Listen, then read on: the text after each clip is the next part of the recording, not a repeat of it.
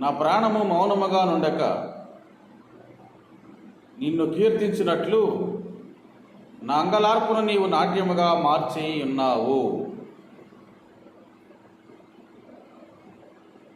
నా ప్రియమైనటువంటి సహోదరి సహోదరుడా,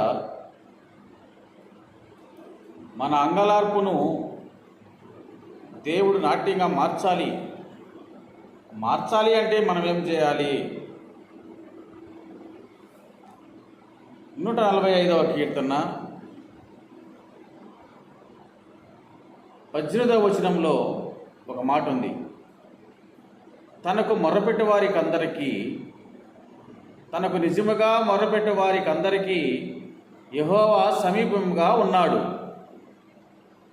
అంటే మనము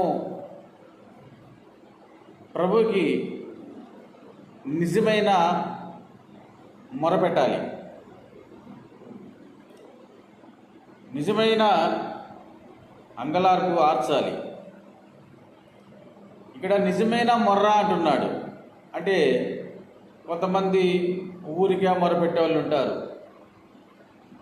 అనవసరంగా మొరపెట్టే వాళ్ళు ఉంటారు. అయితే మనం మాత్రము నిజమైన మొరపెట్టాలి అని దేవుడు ఆయన కోరుతున్నాడు. పరిశుద్ధ గ్రంథంలో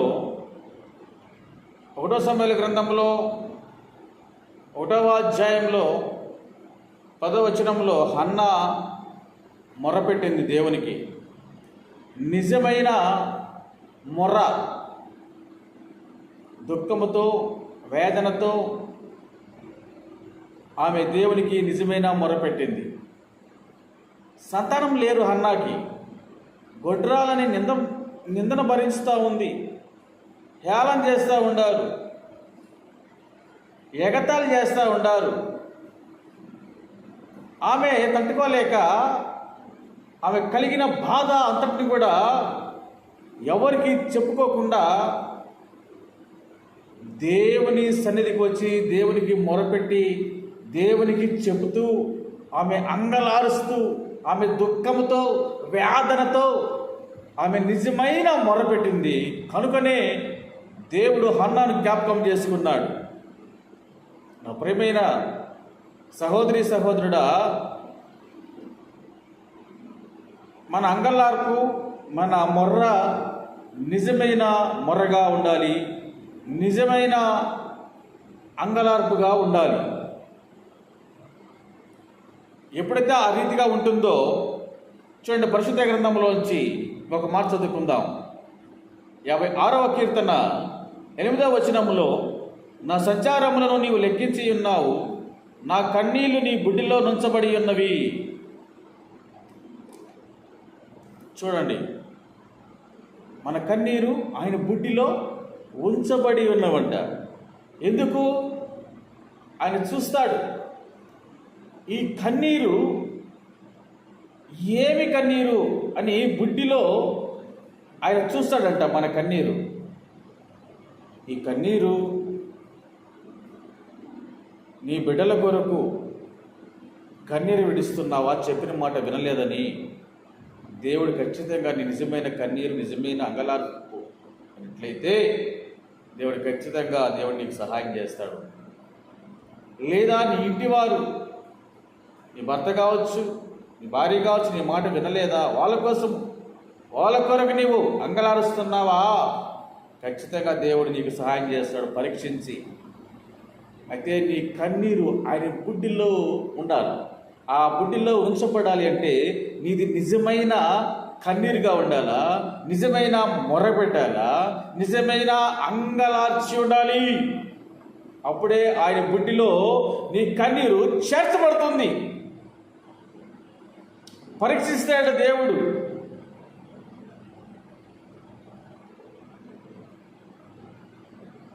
కష్టాల్లో, శ్రమల్లో, నిందల్లో, బాధల్లో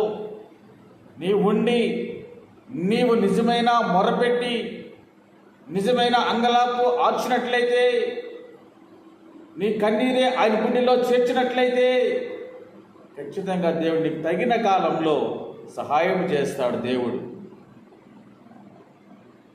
మనం హాస్పిటల్కి పోతాం, మనం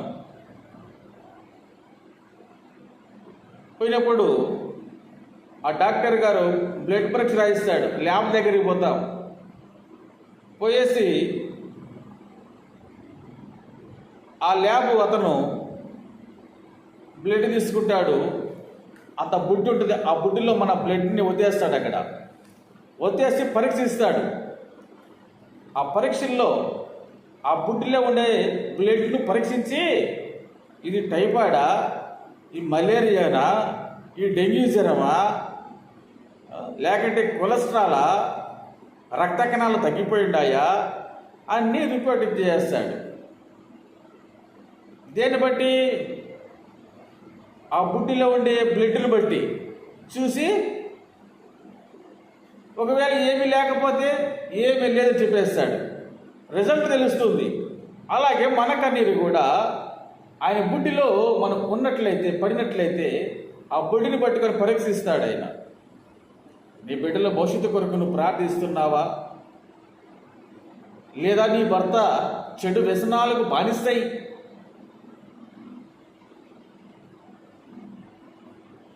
చీకటి ఊబిలో ఉండాలని నీవు కన్నీరు కారుస్తున్నావా?